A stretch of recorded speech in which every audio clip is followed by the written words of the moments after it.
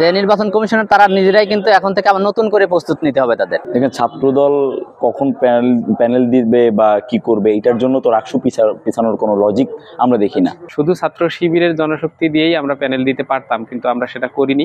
25,000 student voter আছেন, সেখানে এত বড় একটা মহাযজ্ঞের আয়োজন চলবে, সেখানে মাত্র 2 জন লোক নিয়ে তো 2টা লেবার নিয়ে তো একটা অবশ্যই কাজ চলবে না। নির্বাচন কমিশনের কাছে আমরা বিগত কিছুদিন আগে একটা স্মারকলিপি দিয়েছিলাম, সেই স্মারকলিপি তারা পান নাই, মানে তারা ওটা পড়েও দেখেন নাই। তার মানে কি তাদের মধ্যে যে যথেষ্ট সমন্বয়হীনতা, এটা আমরা লক্ষ্য করছি। দাবি বা আজকের যে মিটিংয়ে যে জিনিসগুলো উপস্থাপন হয়েছে সকল সংগঠনের পক্ষ থেকে, সেটা ছবি সহ আপনার ভোটার তালিকা, সেক্ষেত্রে যে নির্বাচন কমিশনের তারা নিজেরাই কিন্তু এখন থেকে আবার নতুন করে প্রস্তুত নিতে হবে তাদের।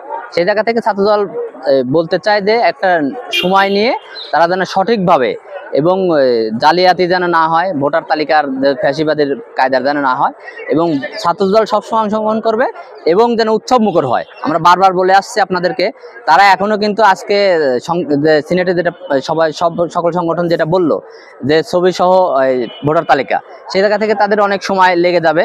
এবং একাডেমিক ভবনে কিন্তু আজকে প্রস্তাবনা হলো যে সকল নির্বাচন হল সংসদগুলোও কিন্তু একাডেমিক ভবনে হবে। সেই জায়গা থেকে অনেক একটু সময়ের ব্যাপার, তারা সময় নেবে এবং অংশগ্রহণমূলক করার জন্য যেটা তাদের দায়িত্ব সেটা যেন তারা করে। আমরা দাবি দিলেই যে তারা মানবে তা কিন্তু না, তাদের মতোই তফসিল দিয়েছে, তাদের মতোই আজকে মনোনয়ন ফর্ম বিতরণ করছে, কিন্তু এখনও কিন্তু ভোটার তালিকা কিন্তু নিশ্চিত নয়।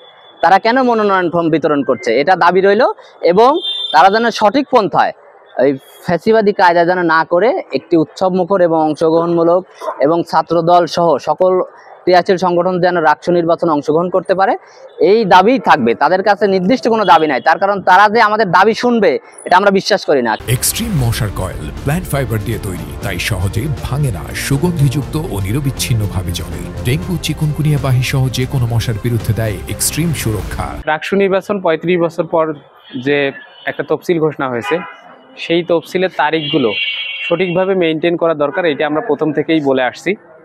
এবং কোনো একটা নির্দিষ্ট দল তারা প্রস্তুতি নিতে পারেনি, এইটা সবার উপর চাপিয়ে দেওয়া কোনোভাবেই ঠিক হবে না। কারণ এর আগে যতবারই রাকসু নির্বাচনের কথা উঠেছিল, প্রত্যেকবারই এরকম তারিখ পেছানোর অপরাজনীতি করে শেষ পর্যন্ত বলা হয়েছিল যে এবার আর রাকসু নির্বাচন হচ্ছে না। এই অমর কথাটা শোনার জন্য আমরা প্রস্তুত না এবার। এজন্য 15 সেপ্টেম্বর রাকসু নির্বাচন 15 সেপ্টেম্বরই হওয়া উচিত এবং হওয়া অবশ্যই প্রয়োজন। কারণ রাকসু নির্বাচন একবার পিছিয়ে গেলে সেটা নিয়ে শিক্ষার্থীদের মধ্যে নিরাশার তৈরি হবে, সেটা নিয়ে ঘোলাটে পরিবেশ তৈরি হতে পারে। এখানে শুধু ছাত্র শিবিরের জনশক্তি দিয়েই আমরা প্যানেল দিতে পারতাম, কিন্তু আমরা সেটা করিনি।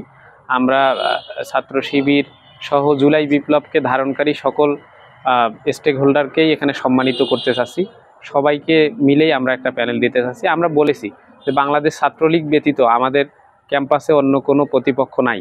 তারা যেহেতু চলে গিয়েছে, এখন আমরা এমনকি বাংলাদেশ জাতীয়তাবাদী ছাত্রদল, বাম সংগঠনগুলো, অন্যান্য সামাজিক সাংস্কৃতিক সকল সংগঠন, আমরা সবাই মিলেই একটা প্যানেল দিতে চাই, যদি তারা আসতে আগ্রহ প্রকাশ করে। এখানে কিছু প্রশ্ন উঠেছে যে 15 তারিখের ভিতরেই করা সম্ভব কিনা।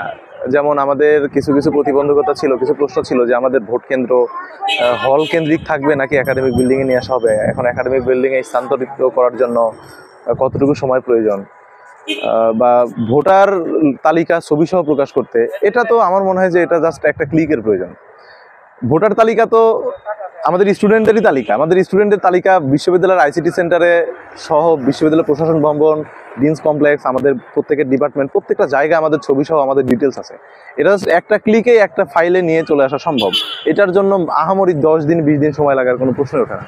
আর এখানে যে আরেকটি বিষয় উঠেছে যে ভোট কেন্দ্র স্থানান্তর করার জন্য, নারী শিক্ষার্থীদের নিরাপত্তার জন্য বা সাধারণ সকল শিক্ষার্থীদের নিরাপত্তার জন্য পার্টিসিপেট করে আলাদা করে, মানে সেপারেশন করে ভোট কেন্দ্র ডিজাইনটা করা সময় সাপেক্ষ কিনা।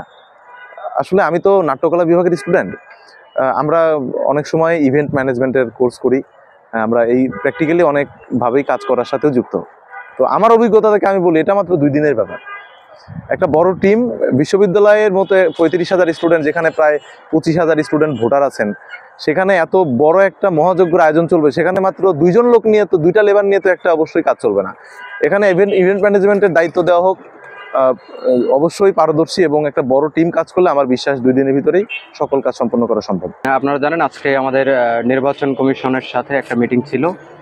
সেই মিটিংয়ে আমরা উপস্থাপন করেছি যেগুলো আমাদের দাবি ছিল, যে আমাদের যে আবাসিক হলে যে ভোট কেন্দ্র করার কথা সেটাকে আমরা একাডেমিক বিল্ডিংয়ে আনার জোরালো দাবি জানিয়েছি।